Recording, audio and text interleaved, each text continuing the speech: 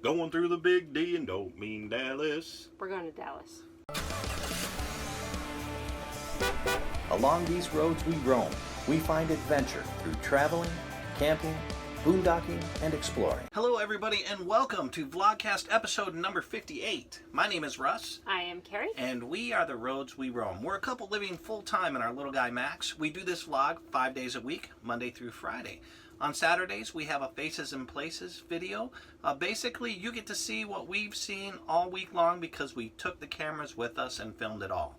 And then we have two opportunities where we get to talk to you live. That is Friday night at 8 p.m. Eastern, and again, Sunday at 1 p.m. Eastern.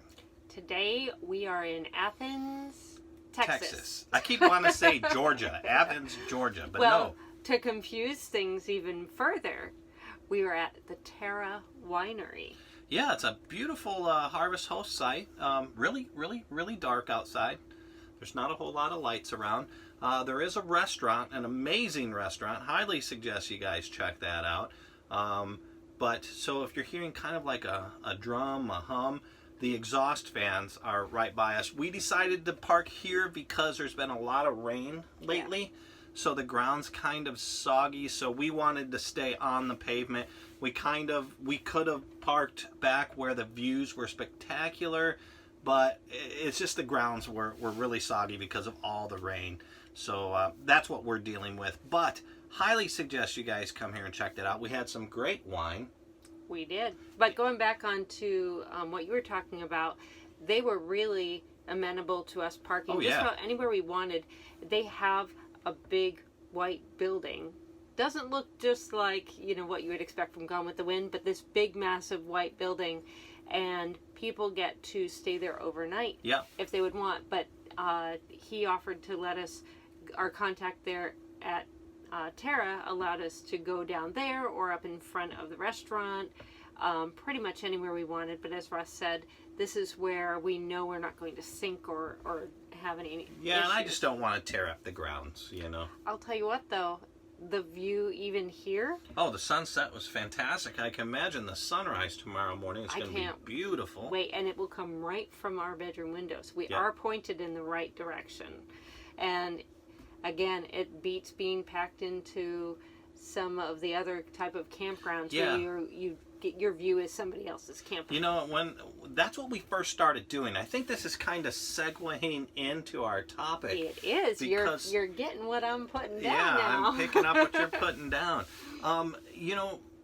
We were comfortable in these tightly packed RV campgrounds, and now I'm not comfortable in those. I drive past them. When we're driving past them, I look at it and I'm like, ugh.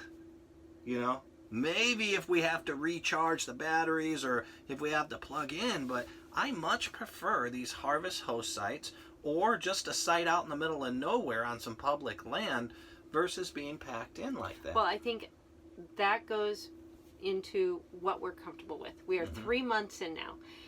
I honestly think we would be in this mindset probably even a month earlier, but we did mooch dock for a little bit. Yeah, both in Tennessee and Florida. But it got me thinking, and so we're kind of segueing into today's topic rather quickly, what we're comfortable with just a few months in already. Or maybe even, why we did what we did before. Right. Because, and it came down to a lot of reasons. One, let's just be completely honest here. One of the factors was it was a little spooky, kind of daunting, thinking of just going out and parking like at a road stop, or like we did the other day in Mississippi at a rest area. I wasn't comfortable with that. Now I'm like, whatever. No, I felt reassured when we first started.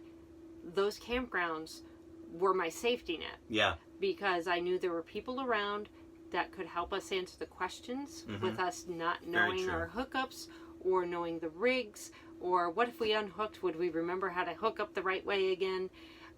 So it was very valuable, and it did serve its purpose for us at that time. Yeah. One thing that we also did before, when we first started, all we did was drive-throughs. Does this have a pull-through? Nope. Well, we're not staying there. This is true. You know, and sometimes you pay a premium for that. Mm-hmm. And we did. Yeah, but you know, now we don't need pull-throughs. You know, I can back quite well now. I'm very comfortable with it. So there's a lot of things. And the reason why we're bringing this up, when we were first starting, we would hear people say, "Oh, you're going to get used to these things." And I think the reason why I wanted to talk about this today is to give people a rough idea of how long it really kind of takes you to get to that point. And what we're saying is it really doesn't take you very long. Yeah. You know, when you first start, it's overwhelming. It's kind of daunting. I liken it to when you're first learning how to drive a car. There's so much to remember. There's so much to think about. Check my side view mirror. Check my my rear view mirror, turn around, look over me. Oh, I got to push the blinker. Oh, I have to shift into third gear. Oh, I have to push the brake, but not too hard, and that's how RVing is. Full-time RVing is when you first start. Yep. But you quickly become very accustomed to everything that's going on. Your daily routines, it's just a different routine from what maybe your other lifestyle used to be.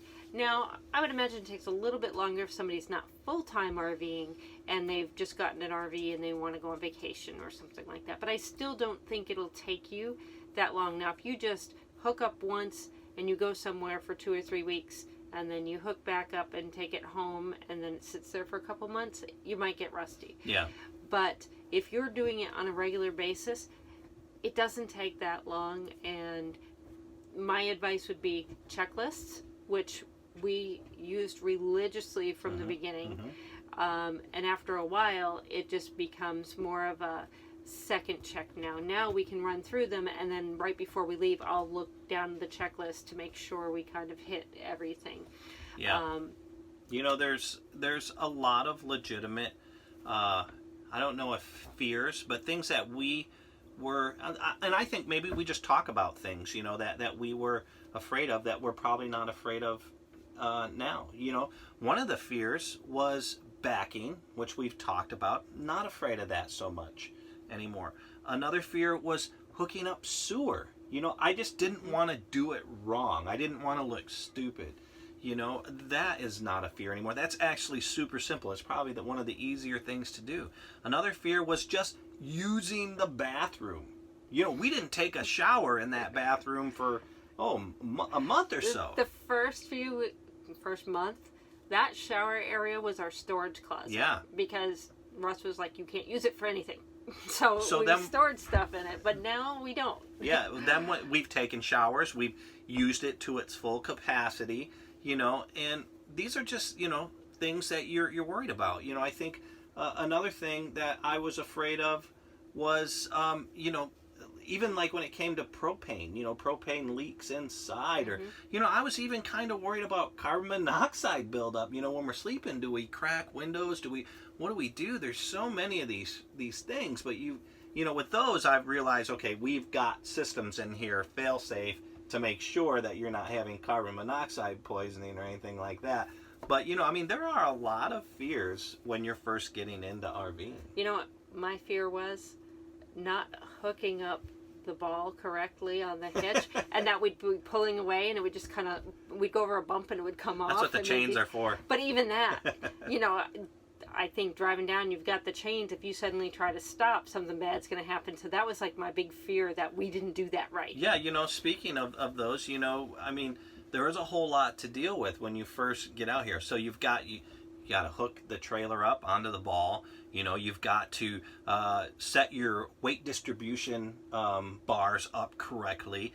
You've got to have the sway control set up correctly. Are the chains crossed? Yes. Are they supposed to be inside or outside of those weight distribution bars? They're supposed to be inside. Just so you know, that was one thing that I was like, oh my goodness. I actually had to text the salesman that we bought to answer that. but yeah, there's so many things to worry about, and there's so many things that you fear, and these things go very quickly. You get over them very quickly. You learn very quickly. And another thing that I was afraid about was I was afraid to look stupid inside the parks. So yeah, the campgrounds weren't even as much of a safety haven for me, because now it was like, okay, I'm going to do stuff. There's people there that can help me, but there's also people there that can see me do something stupid, But the thing to remember about that, if that's one of the things you're worried about, if you're worried about looking silly, just remember that nobody ever knew this stuff, They had to learn it. They had to learn it. And there is some guy, there's probably 10 of them around you in close proximity that would love to help you. Oh, yes. Pass on their information. That's just how the community is. So don't worry about that, and I think, just take your time and do what you got to do. Make sure you do it safely. And that's what we did. When we started off by going to the campgrounds, what it allowed us to do is get used to some of the other things first, and let those become a habit while we could kind of push aside some of them. So booking a pull-through site until we got comfortable with some of the other stuff. Then we could focus on learning how to back into sites, because we knew we had the other stuff done. Yeah. And the hitching. And the reason why I thought about this today was we had to check out at 11:30, and we didn't even start hooking up until 5 after 11. Yeah. And it just went like that. We were out at 11:26. We were. And I was like, wow. I used to stress about having to pack up and go somewhere, and we've got this down pat now.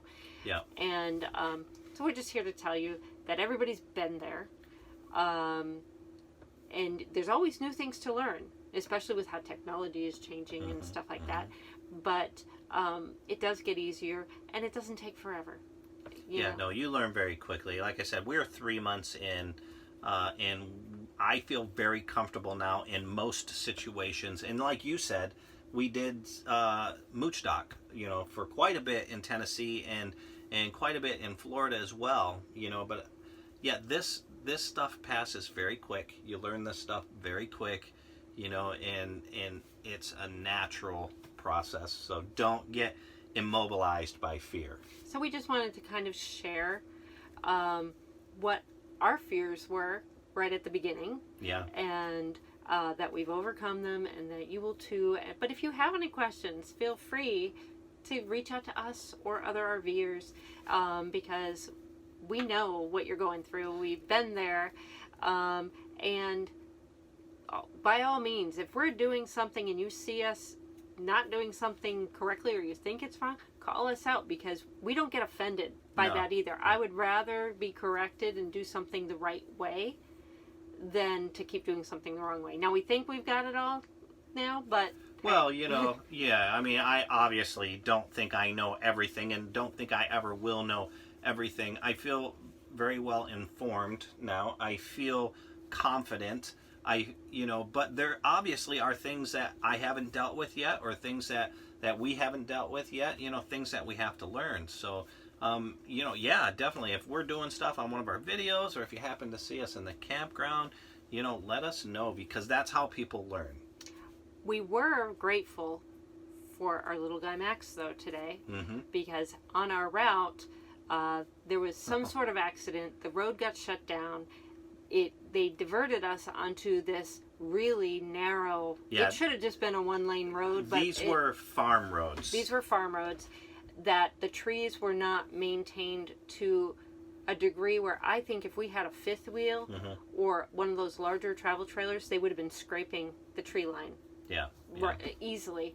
But the fact that we had our little guy Max, you were driving, so I guess I should ask you, was it very nerve-wracking, or do you feel that because of the little guy Max, it made it easier? Well, it wasn't nerve-wracking. It was, it was tight, and I made sure I was always watching coming around corners and stuff, because the road was completely shut down. So that means that not just in our direction, but coming the opposite direction, people on the other side were coming through there too.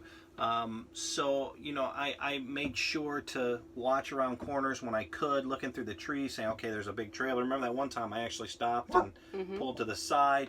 Abby's seeing another dog outside, so don't worry about her barking there. But, yeah, no, I think if we were in a bigger rig, of course, it would have been concerning. Not really the trees. The trees didn't pop into my head until you mentioned it, because I was so looking at the road and stuff. But some of those turns, some of those bends would have been a little concerning if I was in a bigger rig. Yep.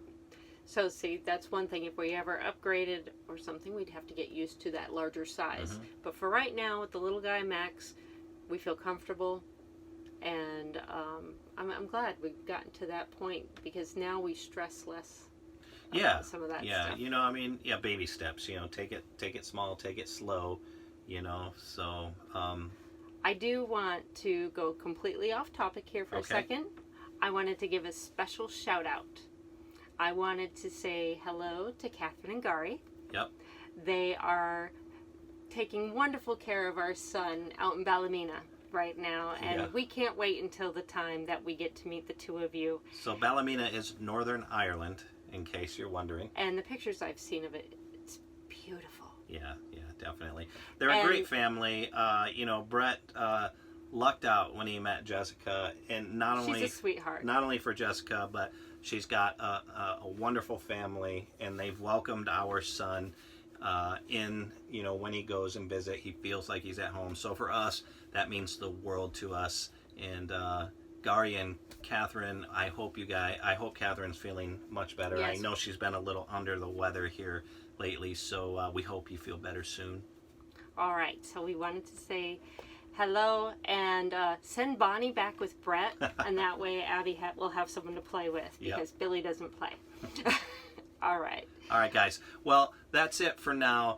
If you have any questions, any tips, any concerns, please send them our way. We'll use them on our Q&A Tuesday, and there's multiple ways you can get a hold of us. You can get a hold of us at theroadsweroam.com. We're also on Facebook, Pinterest, Instagram, Twitter, and you can download any of our vlogs on Spreaker and iTunes. Yep. That's all we have for today. Tomorrow we're hitting the road again. We're heading to Dallas. Dallas, going through the big D, and don't mean Dallas. We're going to Dallas. Yeah. All right. Talk to you later. All right, guys. Bye.